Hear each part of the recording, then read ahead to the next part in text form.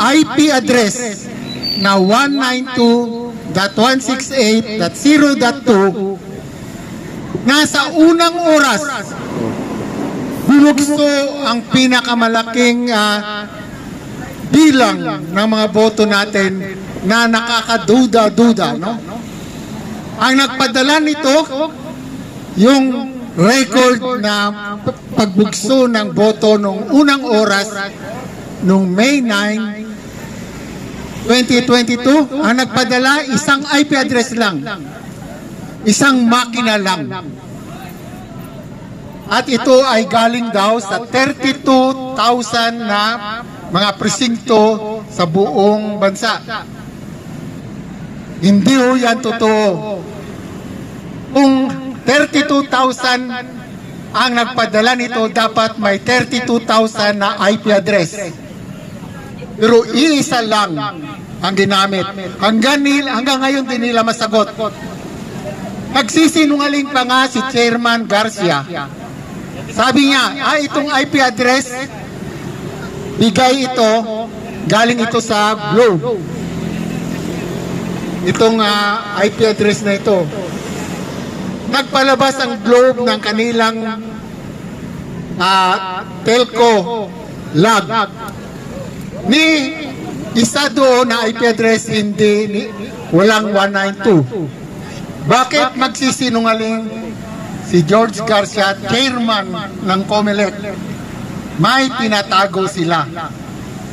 So yun ang ating hinihiling sa Senate ngayon. Ituloy ninyo ang investigasyon kung saan ang galing ang 192.168.0.2 at doon natin makikita kung talagang walang dayaan noong eleksyon. Nagsampa rin tayo ng kaso sa Supreme Court at anong sinabi ng COMELEC? O sige, magbukas tayo ng ballot box. Pili kayo. Sabi niya sa atin. Pili kayo. Buksan natin. Bilangin natin yung balota sa loob. I-compare natin, kumpara natin sa pinadalang election results. At doon natin malaman kung may dayaan o wala. Umili kami noong January, itong taon na ito, yung mga ballot boxes sa Santo Tomas, Batangas. Walang reaksyon ang COMELEC. Hanggang dinala namin sa Supreme Court, napilitin ng COMELEC na gampanan nila ang sarili nilang resolution na magbukas ng ballot box. At yung napili namin ay yung ballot boxes sa Santo Tomas, Batangas. Itong sinampa namin sa Supreme Court ay noong April, itong taon na ito. Hanggang alam mo ang ginawa ng COMELEC? Noong pagtaos na yung sampa, April, noong first week of July, mga July 2 yata yon, nagpalabas ulit sila ng resolution na ayaw na namin magbukas ng ballot box. Kala ko walang dayaan. Kala ko ito yung magpapakita na walang dayaan. Bakit yung napili namin, yung ballot box sa Santo Tomas, ayaw na nila. Ayaw na nila magbukas ng kahit anong ballot box. Anong ibig sabihin yan? May tinatago talaga ang COMELEC. At kaya nagsisigaw tayo rito para gamitin ng Senate ang power nila to investigate in the aid of legislation na tignan mabuti itong 192.168.0.2 dahil ito ang magpapatunay na talagang may dayaan noong eleksyon ng 2022. Kaya narito tayo ngayon hapong na ito. At maraming salamat sa inyong lahat. Buhay ang kalayan! Buhay ang magsasa! Buhay! Ilalim ng malamig na batas! Pagmamahal ang lustos ng katotohanan, katarungan, kalayan, pag-ibig, pagkapantay-pantay at kapayapaan. Okay. Ang susunod natin na magkarumpati ay si Colonel Odonio. Colonel Leonardo Odonio. Siya ang nag-ano dito. File ng mga kaso at Colonel Odonio! mabuhay si Colonel Odonio! Mabuhay! Kailangan pong maimbestigahan ng Senado! Imbestigahan! Imbestigahan po ang inihingi natin ngayon. Dahil itong si Amy Marcos, na kapatid ni BBM, tinutulungan ang Senate Resolution 740. Colonel Antonio.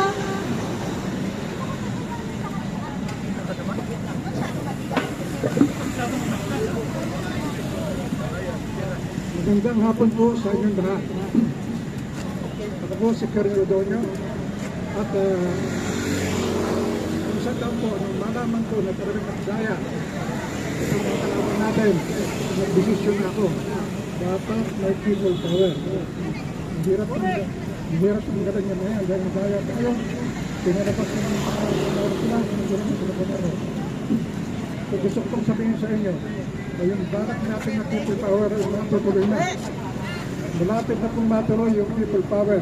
Samahan niyo kami dahil na paraan para magbago ang takbo ng ating bayan.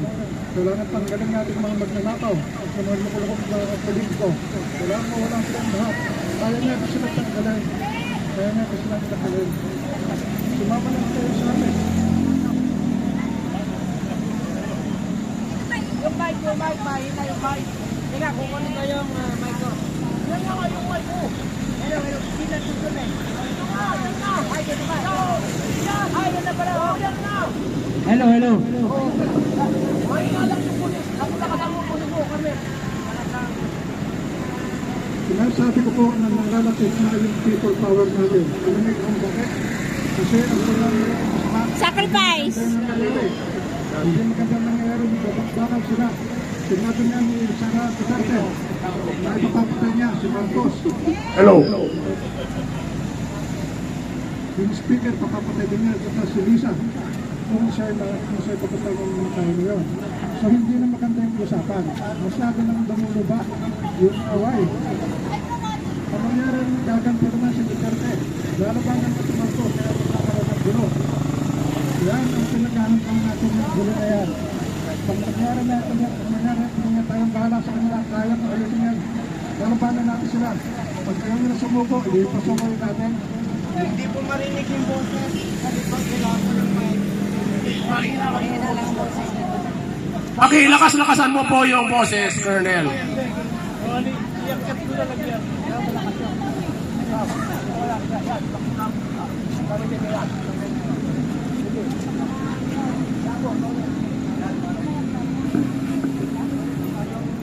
Gusto ko pong pagpatuloy. Napakasama ng kalagayan ng ating bayan. Kung nanood lang kayo ng TV kahapon, makita niyo si Sara Duterte nagsasalita ay kay Marcos at saka kay Lisa at saka kay Tambaloslos, yung speaker.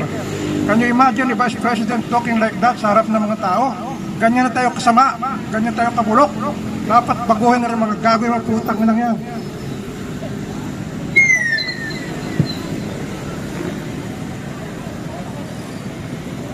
Gusto ko pang malaman ninyo na yung plano namin ready na. Naka-ready na yon. Naghihintay na lang ng implementation. Ako yung magdi-declare, okay, tuloy na tayo. That will happen bago matapos ang Enero. Magpi-people power tayo. Pakita natin sa mga walang hiya na yan na kaya natin silang itulak. Paalasin dito sa Pilipinas, ipapatay kung kailangan.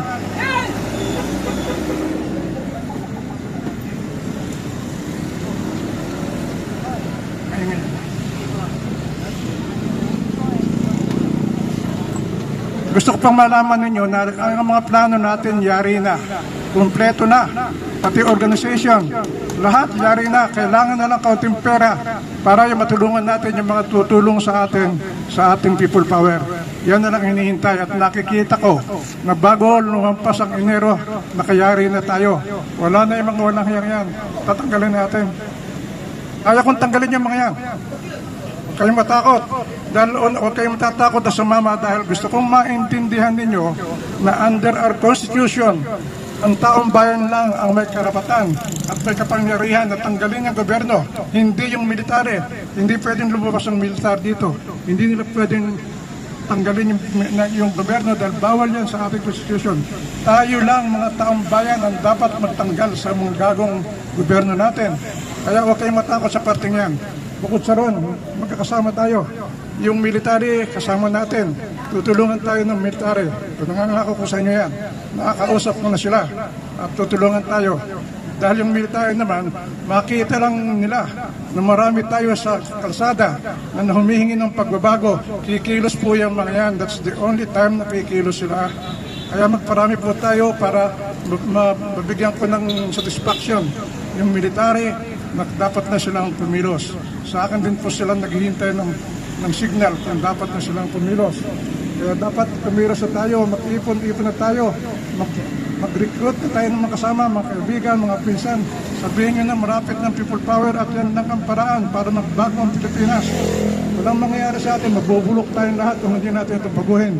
Kaya ang pangalan ng aming grupo, Kapisanan Tungo sa Pagbabago. Ang ating objective ay pagbabago.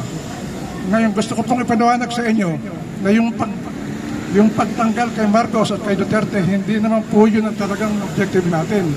Ang objective natin ay mawala sila para yung taong bayan makapaglagay ng bago leadership. Yung leadership na pwedeng magpatakbo ng maayos ng Pilipinas, dalhin tayo sa lugar na magiging maligaya tayo. Yan ang ating intention, hindi yung sumuko man sila o hindi, tuloy pa rin yung ating balak na pagbutihin ang buhay ng Pilipino. Tayo lang ang makakagawa niyan dahil yung mga kalaban natin, yung mga oligarchs, wala yung pakialam sa atin. Yung mga politiko, wala rin pakialam sa atin yan. Tutulak natin sila sa ilog para doon sila maglangoy. Kaya humingi po ako ng tulong sa inyo. Wala naman po tayong gagawin kundi magpakita. Pag nagsabi kong people power na bukas, magpakita lang kayo in groups sa kalsada, pakita natin sa kanila. At kung si Marcos ay hindi umalis sa Malacanang, papakisapan ko yung military. Pumunta kayo sa Malacanang at sabihin nyo na the military is not supporting you anymore. Like yung ginawa ni General Reyes kay Erap. Kasi nagkakagulo na ang ginawa ng military. Kinausap ko yung Chief of Staff, sabi ko sa kanya, Angie, baka pwede mong sabihan yung presidente natin na wala na kayong suporta para mawala yung gulo. So sabi sa akin ni Angie Reyes, General Reyes, Sir, sabi niya, pagkasma ko sa PMA, sabi niya, Sir, hindi lang ikaw nagsabi sa akin niya, kaya gagawin ko talaga yan. On the same day, nagpunta siya kay, pangalan to, sino presidente ito? Si Erap, nagpunta siya kay Erap, sumaludo siya. Sir, you must leave Malacanang. Wala nang suporta ang military sa inyo. Hindi umalis siya, walang naging violence sa ginawa sa people power. Yun din ang gagawin natin. Kinig na sa akin yung military na yun ang gagawin natin para walang violence, walang masasaktan, walang tatakbo, walang mamamatay. Basta tayo ay in the end dapat manalo tayo laban sa kasamaan ng mga nasa gobyerno at ng mga oligarchs na walang ginagawa kundi magpayaman sa kanila. Kailangan makontrol natin ang bansa na ito. Tayo magdikta kung ano maganda sa atin. Kaya makisama kayo sa ating gagawing people power dahil yun ang pinaka-importante. Ulit-ulitin ko, hindi po bawal yung people power. Hindi po bawal yung people power. Nasa ating Constitution na ang taong bayan ng may authority, may power para magtanggal sa gobyerno. Tayo yun ang dapat magalis. Hindi yung military. Huwag kayong aasan, may kudita, may martial law, wala po yan. Hindi mangyayari yan dahil bawal sa ating Constitution. Ang gagawin ng military, pag tayo kumilos, susuportahan tayo hanggang ma-achieve natin yung gusto natin. Laban tayo, huwag kayong sumuko, huwag kayong matakot, wala kayong dapat katakutan. Yan lang ang magagawa natin para sa ating bayan, para sa ating sarili. Salamat po. Mabuhay na! Mga Antonio! Mabuhay ang pinaglalaban! Nasa ating kamay!